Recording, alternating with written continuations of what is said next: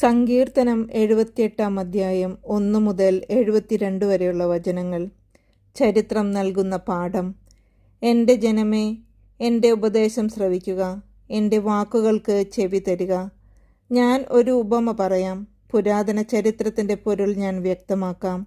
നാം അത് കേൾക്കുകയും അറിയുകയും ചെയ്തിട്ടുണ്ട്. പിതാക്കന്മാർ നമ്മോട് പറഞ്ഞിട്ടുമുണ്ട്. അവരുടെ മക്കളിൽ നിന്ന് നാം അത് മറച്ചുവെക്കരുത്. കർത്താവ് പ്രവർത്തിച്ച മഹത്തായ കാര്യങ്ങളും അവിടുത്തെ ശക്തി പ്രഭാവവും അത്ഭുത കൃത്യങ്ങളും വരും തലമുറയ്ക്ക് വിവരിച്ചു കൊടുക്കണം. അവിടുന്ന് യാക്കോബിന് പ്രമാണങ്ങൾ നൽകി, ഇസ്രായേലിന് നിയമവും.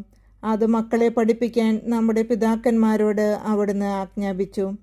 വരാനിരിക്കുന്ന തലമുറ, ഇനിയും ജനിച്ചിട്ടില്ലാത്ത മക്കൾ അവ അറിയുകയും തങ്ങളുടെ മക്കൾക്ക് അവ പറഞ്ഞു കൊടുക്കുകയും ചെയ്യും. അവർ ദൈവത്തിൽ ആശ്രയിക്കുകയും അവിടുത്തെ പ്രവൃത്തികളെ വിസ്മരിക്കാതെ കൽപ്പനകൾ പാലിക്കുകയും ചെയ്യും. അവർ തങ്ങളുടെ പിതാക്കന്മാരെ പോലെ ദുശ്ശാഠ്യക്കാരും മത്സരബുദ്ധികളും ചഞ്ചലഹൃദയരും ദൈവത്തോട് അവിശ്വസ്തരും ആകരുത്.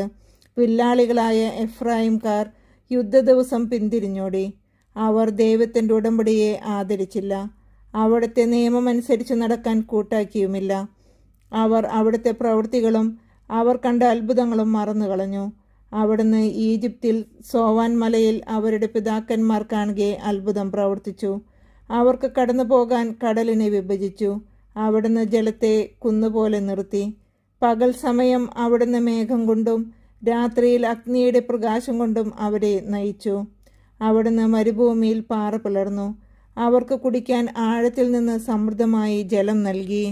പാറയിൽ നിന്ന് അവിടുന്ന് നീർച്ചാൽ ഒഴുക്കി. ജലം നദി പോലെ ഒഴുകി. എന്നിട്ടും അവർ അവിടത്തേക്ക് എതിരായി കൂടുതൽ പാപം ചെയ്തു. അത്യുന്നതനോട് അവർ മരുഭൂമിയിൽ വെച്ച് മത്സരിച്ചു.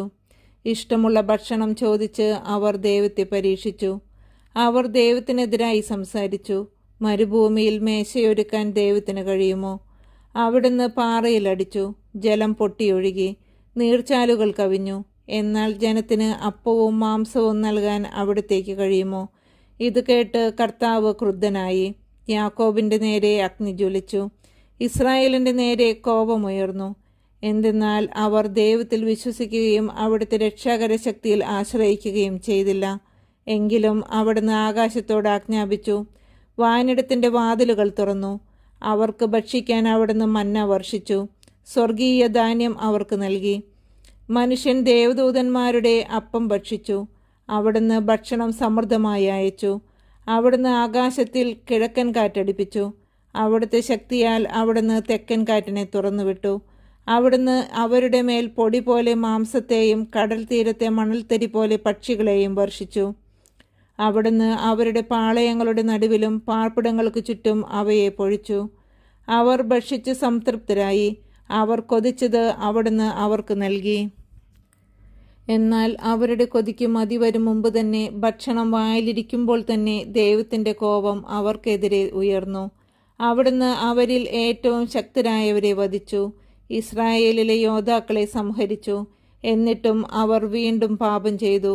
അവിടുന്ന് ചെയ്ത അത്ഭുതങ്ങൾ കണ്ടിട്ടും അവർ വിശ്വസിച്ചില്ല.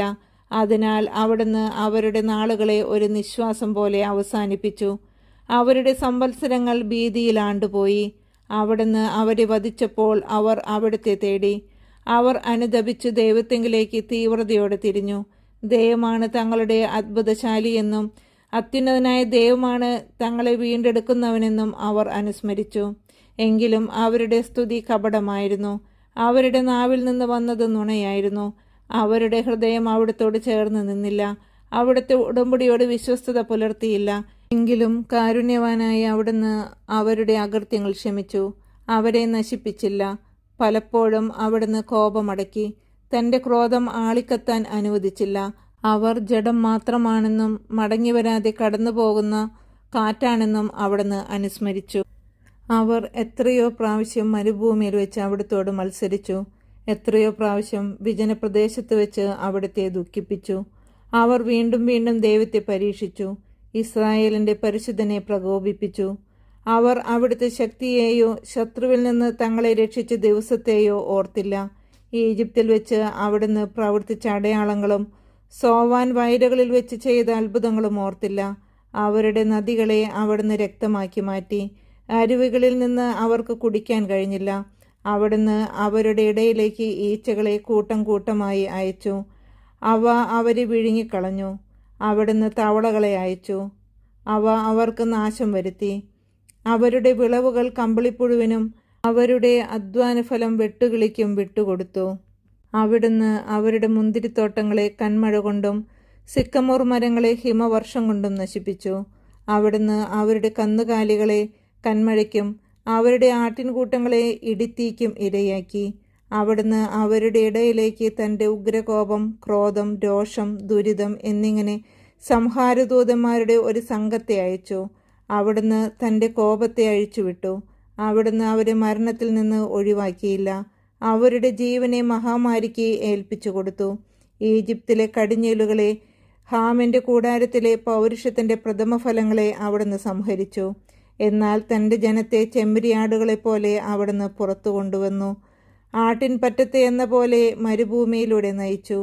അവിടുന്ന് അവരെ സുരക്ഷിതമായി നയിച്ചതിനാൽ അവർ നിർഭയരായിരുന്നു. എന്നാൽ അവരുടെ വൈരികളെ കടൽ മൂടിക്കളഞ്ഞു. അവിടുന്ന് അവരെ തൻ്റെ വിശുദ്ധ ദേശത്തേക്കും തൻ്റെ വലത്ത് കൈ നേടിയെടുത്ത പർവ്വതത്തിലേക്കും കൊണ്ടുവന്നു. അവരുടെ മുമ്പിൽ നിന്ന് അവിടുന്ന് ജനതകളെ തുരത്തി. അവർക്ക് അവകാശം അളന്നുകൊടുത്തു. ഇസ്രായേൽ ഗോത്രങ്ങളെ പാളയങ്ങളിൽ പാർപ്പിച്ചു. എന്നിട്ടും അവർ അത്യുന്നതനായ ദൈവത്തെ പരീക്ഷിക്കുകയും അവിടുത്തോട് മത്സരിക്കുകയും ചെയ്തു. അവർ അവിടുത്തെ കൽപ്പനകൾ അനുസരിച്ചില്ല. തങ്ങളുടെ പിതാക്കന്മാരെ പോലെ അവർ ദൈവത്തിൽ നിന്ന് അകന്ന് അവിശ്വസ്തമായി പെരുമാറി. ഞാണയഞ്ഞ വില്ല് പോലെ വഴുതിമാറി. അവർ തങ്ങളുടെ പൂജാഗിരികളാൽ അവിടുത്തെ പ്രകോപിപ്പിച്ചു. തങ്ങളുടെ വിഗ്രഹങ്ങളാൽ അവിടുത്തെ അസൂയാലുവാക്കി. ദൈവം ഇത് കേട്ട് ക്രുദ്ധനായി.